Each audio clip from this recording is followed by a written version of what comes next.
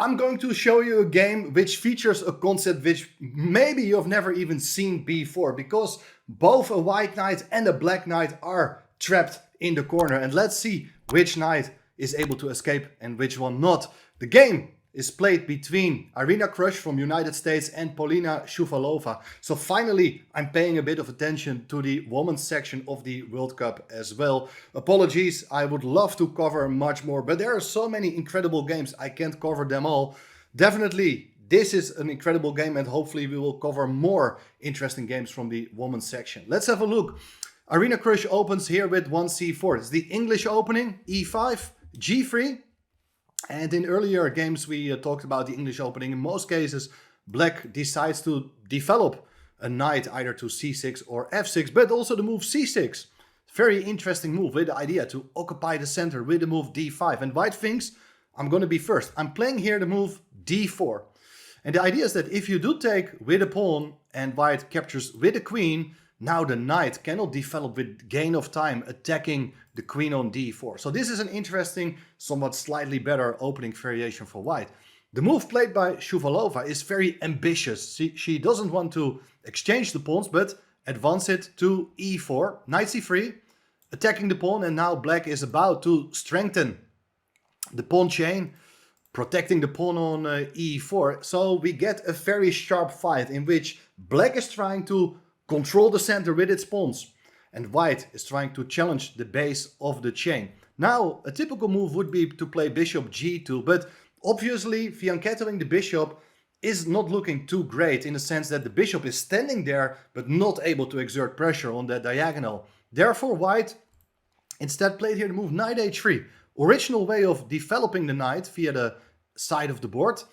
And now if you would play knight f6, the bishop will come out to g5, pinning that knight on f6. Black doesn't want it, so starts here with the move h6. Nice prophylactical move.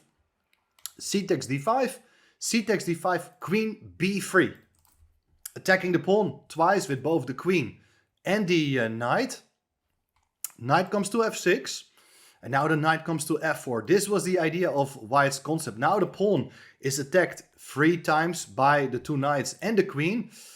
Are you going to defend it? Well, if you play bishop e6, the pawn on b7 is hanging as well. So you gotta be very careful. And instead, the move played by Shuvalova is much better. She played here the move knight to c6, counter-attacking the pawn on d4. So the big question is, how is white going to proceed? Is white going to take the pawn on d5 first, which was played in the game, or alternatively, the move e3? You can consider this move to protect the pawn on d4.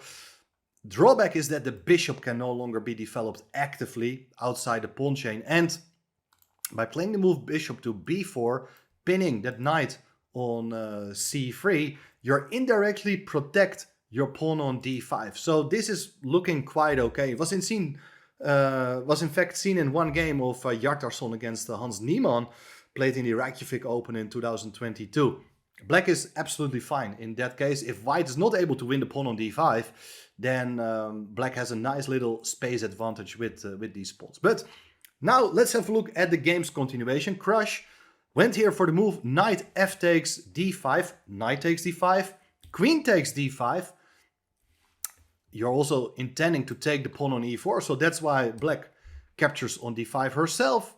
Knight takes d5, threatening a knight fork, and of course, if you do something about it, white will consolidate her position with a move like e3, supporting the pawn. So the only chance here is knight takes d4, and this is already looking very interesting. Both knights are heading for a knight fork on c7 and c2. Was played in the game, knight c7 check. It's a knight fork.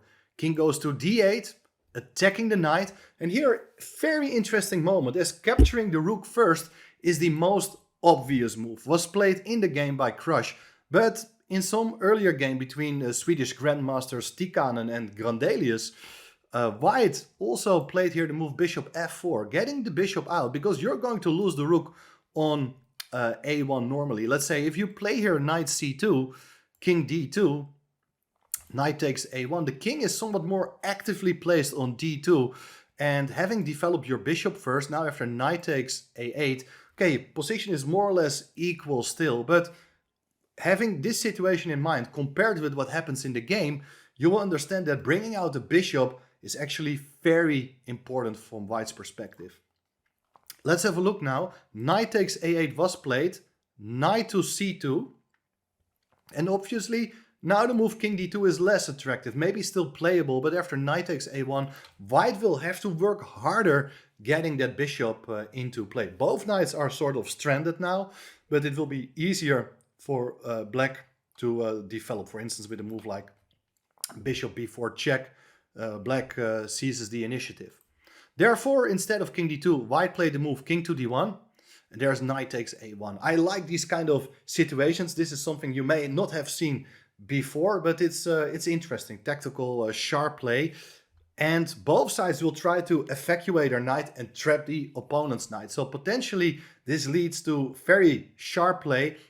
Every tempo matters in such a case. And well, white cannot get her knight back into play, so white, the knight is counting on some assistance. And therefore bishop e3 is a good move to try to win the pawn, and so that you can get your knight back via b6 later on. Black does the same, played here the move bishop to e6, and here we have a critical moment. You can take the pawn on a7, but then black is going to take on a2. And in general, it seems to me that white is having some trouble here. Why? It's going to take some time for get the bishop into play to an active square. We can get our bishop to b4, move the king, attack the knight, but also the rook can come to d8. And the idea of to complete your development is much easier executed by black in this line. Another important aspect we should take into account is that the attempt to try to trap the knight with the move b3 and preventing black from capturing on a2 runs into knight takes b3. This is an important tactical idea. After a takes b3, bishop takes b3 check, you got to move the king. If it goes to c1, there is bishop to a3 with check. Beautiful bishops, they cannot be attacked. If king b1, then we place our king on d7, and on the next move we capture the knight on a8. We regain the piece and we are material up thanks to these extra pawns on the queen side. Therefore, Krush thought, okay, I better don't go for any of these lines. She played here the move king c1, intending to go king b1 and trap the knight. Bishop takes a2. There is no time for the white king to come over to b1. The bishop covers that square.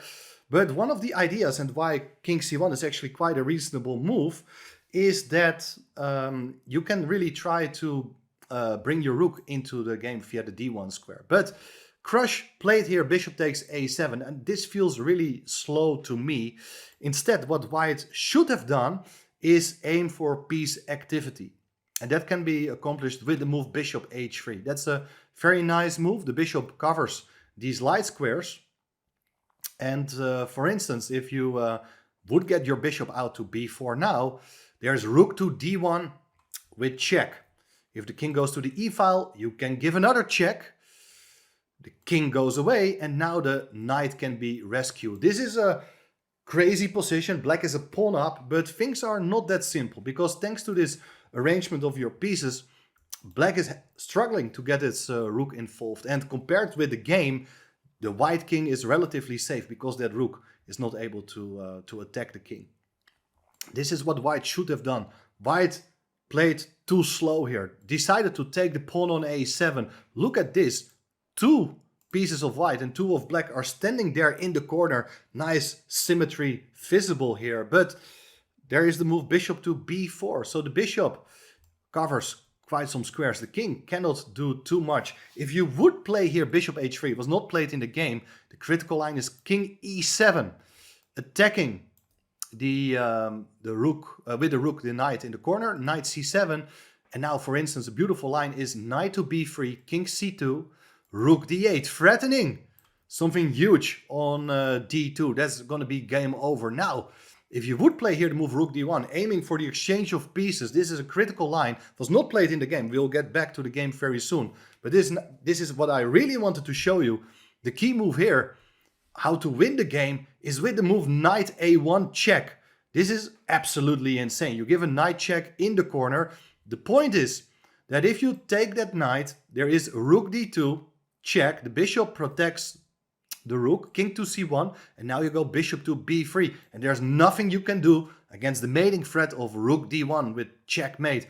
One final attempt is bishop c5 check, hoping to deflect the bishop from its defensive duty of supporting the rook. Don't take on c5 because of king takes d2, but instead you just run away with your king, and on the next move it's going to be checkmate on d1.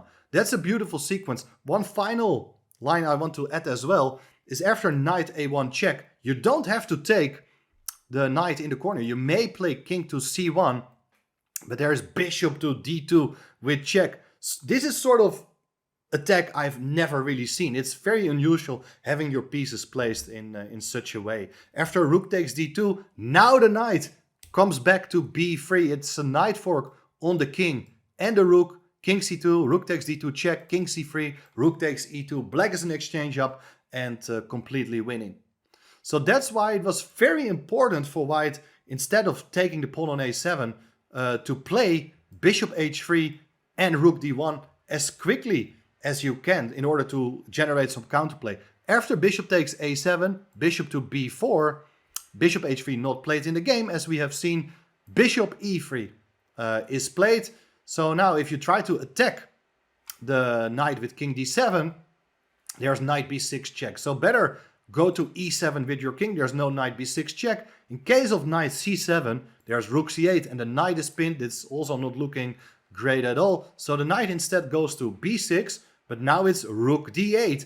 And the rook is looking absolutely threatening, intending to go for a mating attack. What should white do? Well, in the game they follow bishop g2, intending to get the rook over as quickly as possible. The alternative is to play knight a4, so that after bishop b3, a double attack with the mating threat and hitting the knight, there is knight to c3. And okay, material is even, you have covered the mating threat, but after something like knight c2, with the idea to go rook a8 and try to attack via the other file, there is something like bishop g2. And of course, you can also take on e3, f takes e3, and say that, okay, this bishop on g2, it's locked up, it can barely move. Positionally speaking, white is sort of stalemate. It cannot move its pieces because we are covering the d1 square as well. This is, positionally speaking, really, really bad for white.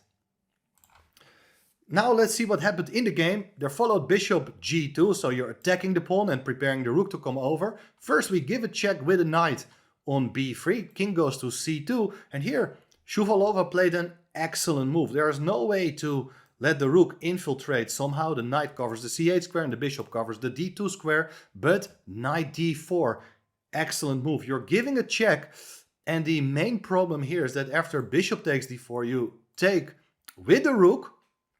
Now you've eliminated the defender of the d2 square. If you play here rook d1, very important moment, don't get tempted by this move bishop b3 to deflect the king from the support of the rook. After king takes b3, rook takes d1, your bishop on b4 is still hanging as well. Don't do that, but here again, we just take on d1, king takes d1, bishop to b3 check. Look at these monsters of bishops, king to c1, and here again, the move f5. Bishop on g2 is out of play, but look at this knight on b6. It's not trapped in the corner, but where is it going? It cannot go anywhere because bishop covers the d5 square, the king covers some squares as well. And if you play f3, we are going to attack that knight on b6. The knight will be forced to go back into the corner. Now the king is very nearby to wrap up that piece there. F takes e4, you can even insert a check. King b1, you take the pawn on e4, bishop takes e4, and after king c8, your king is trapped, the bishop covers the b6 square, there's nothing white can do against king b8, king takes a8, and black is just a piece up in this endgame. So that basically shows that bishop takes d4 leads to a lost position. King c1 was therefore played, but now it's knight takes e2 with check. King c2, knight d4, back again. King c1. There are various ways of playing here. Bishop b3 is a good move. Just consolidating the position. You're giving back the pawn. And the idea is that now after bishop takes e4, you have bishop to a5. And with the bishop on b3, remember that idea that the bishop is on 2 squares distance of the knight. The knight is dominated. Bishop takes b6 is the threat. The knight doesn't have any squares to go to. Went back into the corner with the idea that if you take, there's bishop takes d4. We are not interested in that. First things first, move the knight away with check. The king got to go to b1. And now it's rook takes a8. Black is a piece up. Is the game over yet? Not really, because there is bishop to d3. The knight on e2 is trapped as well. It cannot go anywhere. Bishop takes e2 is on the agenda. Therefore, we got to find an alternative solution. But Shuvalova played excellent move. She didn't really try to save the knight.